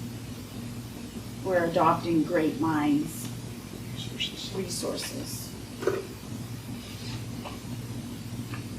Other discussion?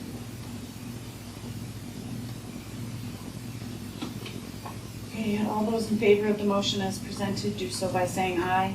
Aye. Opposed? Nay. Abstention? Motion carries. Thank you. Thank you. Please take a cupcake.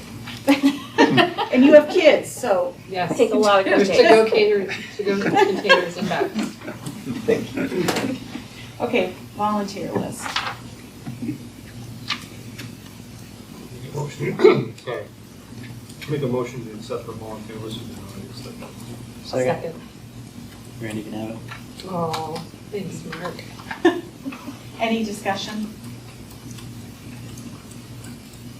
Okay, all those in favor of the motion as presented, do so by saying aye. Aye. Opposed? Abstention? Motion carries. On the horizon.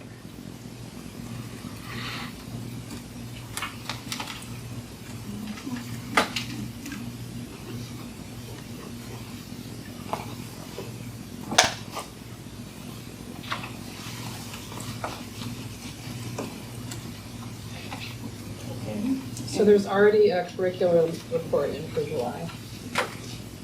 Yeah, but in 2 months, we're gonna add it. We're gonna add that to the 13th. So I know last time we had talked about the school board of distinction and the Jeff Orange presentation. Do we want to revisit some of those ideas? Is that something that we want to talk about again? I don't. Because you were gonna contact, I read in the notes, you were gonna contact the superintendent. Yep, I have a call scheduled with Superintendent Duncan at the end of this week. Should we To add? follow up on the newsletter and the daycare, those are the two pieces. So will that just be in like a superintendent's report Yes. or, okay. Yep, absolutely. Thank you. And then we talked about having the school boards association potentially come in again. Is that on here?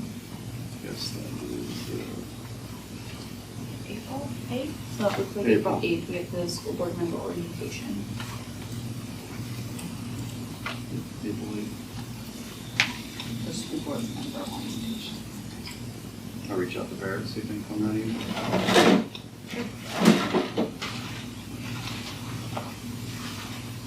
Anything else?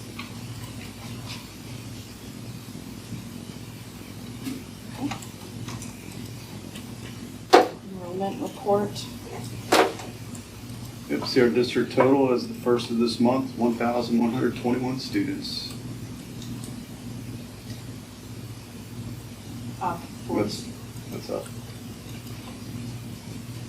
So it's up 4 from the previous month and up 19 from this time last year?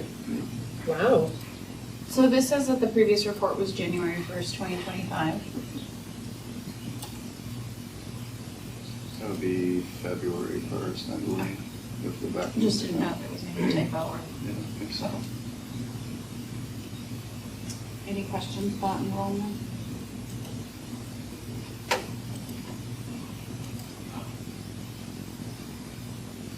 Okay. Superintendent reports. Yeah, I'll do some brief reports on ERGC. So I've been in conversations with upper management, first unit, specifically the area general manager. And I've had in our meetings some specific asks of the area general manager to help try to mitigate some of the issues that our families have been experiencing. So if you did receive my email as a family, there was a letter that was drafted by the area general manager that I sent out to families, specifically how they're going to address the driver shortage by bringing in drivers from other districts to fill the 2 vacancies that we currently have, to alleviate our location general manager, assistant general manager, and dispatcher jumping on a bus on a daily basis and driving those routes. That's AM and PM, which leaves no one in the office. So when a family calls, they're not getting an answer. So they call you. So they call the school, or they'll call the main office, or they'll call the SAU office. So that's an issue. And we are the largest location in the region for first student. So I requested that we be a focus and a priority for bringing in resources that First Student has to help our local bus situation. So they have brought in 2 new drivers. My understanding is starting yesterday to fill those vacancies. Also, the communication piece, we have been working with them, we're trying to work with them since the beginning of the school year. They're bringing in a team that is meeting tomorrow to help with the Versatrans software.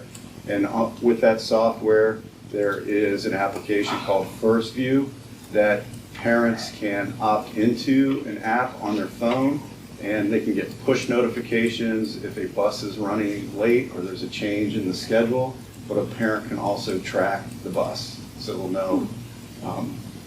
And then I also requested that the dispatcher, which is going to be a vacancy, which I believe started today, their dispatcher is now driving a bus, which opens up a vacancy, a full-time dispatcher vacancy at our location.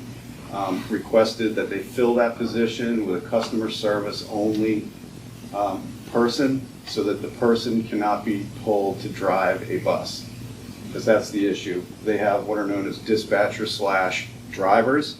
So anytime they have to fill a vacancy and or if there's an illness running through the bus company, which the flu hit them pretty hard recently, that there's always going to be a dispatcher there. And I also asked for an additional part-time dispatcher driver, and they said they're going to provide that. So that means if we have the vacancies filled, then our general manager, assistant manager, and dispatcher, and soon-to-be dispatcher and part-time dispatcher will all be in the office to deal with the administrative duties of what First Student, particularly our location, needs. And the communication piece will be through First View. How are they proposing that they're going to do that? I mean, they've obviously found themselves in a situation where the management are needing to drive a bus because they can't fill positions. Just telling us, oh yeah, we're gonna hire people. It kind of sounds like it's lip service. The concern isn't the pipeline of drivers, because it's a 6 to 8 week timeline that if you have an interested driver, for them to get certified to drive. So my understanding is that they have drivers in the pipeline, it's just taking time for them. So they're not seeing an overall shortage in the pipeline, it's the amount of time it takes to get certified to drive. So. And so with the addition of these drivers and this first view. First View, yeah. This won't come at any cost to the district? No. No additional cost. I mentioned First Student is a national organization, makes a lot of money. They can bring in an additional resource to help our office. Kind of where my head is at too. But we're under, so we have our contract is up in 2030, so there's not going to be any changes in any of our costs because we're under contract all the way through 2030. We purchase the buses, right? They're our buses. We pay for the buses, we don't own them at the end. I only asked because the other day, a bus pulled up to my house and they had a magnetic thing over the Shaker Regional School District that said First Student, and I was like, wait a minute, like those are our buses. Like, do they loan them out to other things? It's a bus yard, so they'll take a bus from any district if necessary. If one of ours is out of commission, we'll pull from one of the five districts. Way back, I don't know, it's probably not in the contract anymore, but they're supposed to say Shaker Regional School District, like it's not supposed to say First Student or Gilman or whatever, like it should say. Well, they got magnets to take care of that. So. Gotta make sure it's the right one. So I'm hopeful that families won't be experiencing those issues like we've seen it since the beginning of the school year. And I will continue to get updates from the area general manager. Strategic planning process is going well. We met as a strategic planning committee back in February, and great discussions there. We have boiled it down to 3 priority areas that were recently discussed at the district support team. We're looking at learning opportunities, learning environment, and learning resources, and really focusing on, at this point, developing the strategies for progress monitoring those 3 areas, specifically around key performance indicators under there. So our work continues. We have another meeting with the district support team and Nick Cohn in April, I think April 9th. Don't quote me on that. And then the strategic planning committee meets on April 19th. So there's work happening in April, and then we're hopes to bring a strategic plan to this. That wasn't clear to me, like, the strategic planning committee meets, they've had 2 meetings, but then you bring it back to the district support team to kind of go over what was discussed and work on it more, basically. To be able to bring back to the committee. So there's 2 groups in the strategic planning committee. There's one that they call the district leadership group, and that is our district support team, which are teachers and administrators. And then there's the strategic planning committee that also includes board members, parents, and community members and students. So there's 2 groups that work on this, but ultimately it's the strategic plan. I wasn't clear about that earlier, I just learned about that last. But ultimately it's the strategic planning committee that agrees to the plan that is brought forward to the board and for our community. I feel it's been going very well. Our facilitator is phenomenal, Nick Cohn. Everyone's been very engaged too, it's been great. Yeah. So we're really feeling good about that process. And then just to follow up on the district newsletter, I know this came up, we're really trying to figure out how to reach those community members that might not necessarily be on social media, as well as getting our, whether they're weekly or monthly newsletters from the schools. It's quite a challenge, but we did look up what the costs were in the past.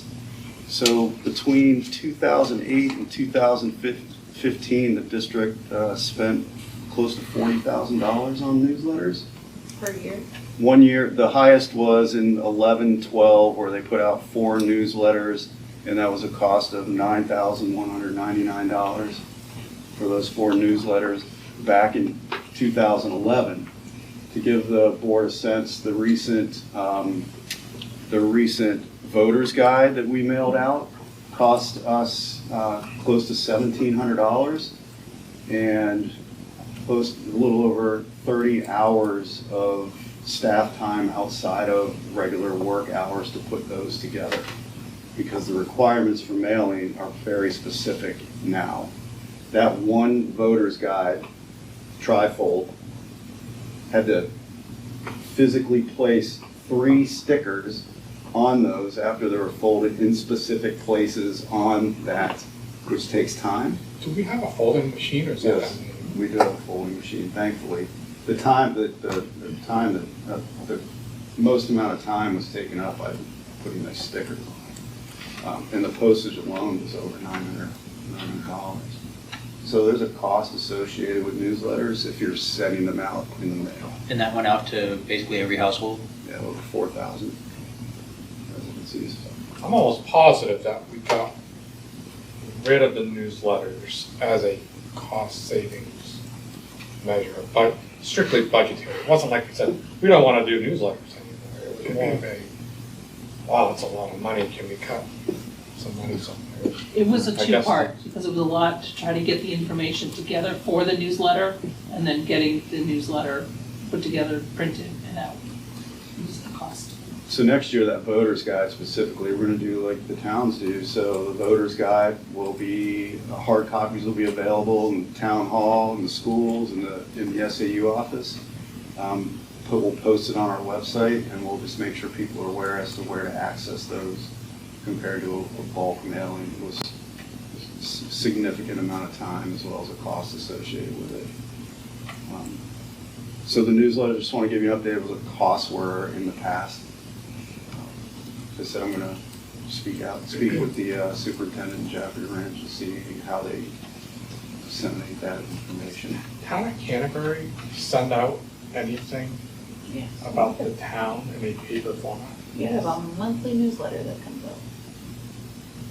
And it's like 12 to 14 pages long, honestly. There's, We have ads now that degrade the cost. 'Cause Yeah. I mean, and now we have a whole website. I'm just wondering if, like, in the case of Canterbury, can we hop onto something and pay a fair share, but not the full amount because it's already. It's like $50. yeah.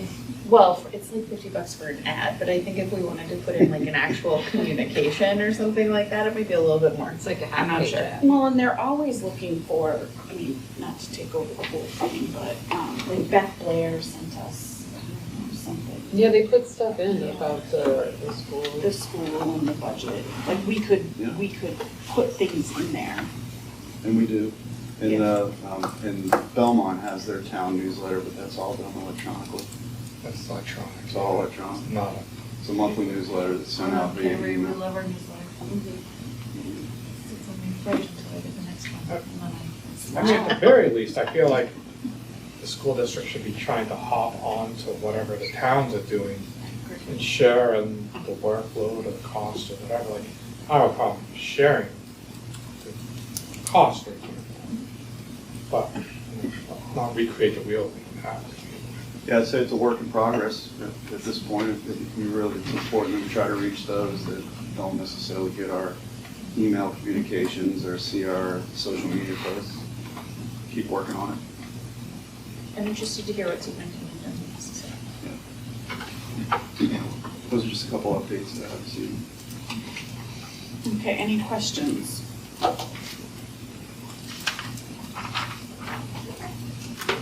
Okay. Internal policies, second readings. Alice? Yeah, these are all second readings. I think we had talked about them at the last board meeting, but if anybody has any questions or anything that they would like to address, I think we can approve them all at once, or? That was gonna be my question, because, I mean, nobody had any comments or concerns last time. Can we just Yeah. approve them all at once? So I'll make a motion to approve GBEB, GBEBA, GBEBC, GBEBD, and GBGA internal policy.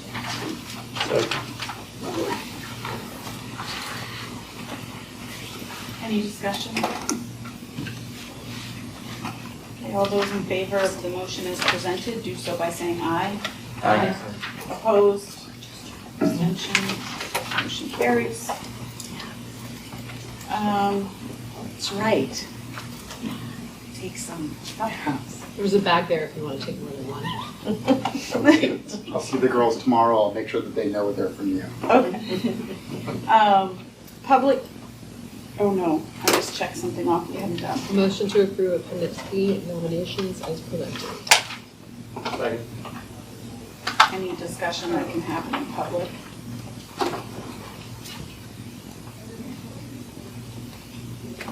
All those in favor of the motion as presented, do so by saying aye. Aye. Opposed, abstention, motion carries. Public communication correspondence?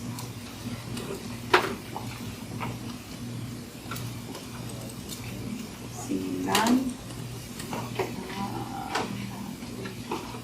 Motion to go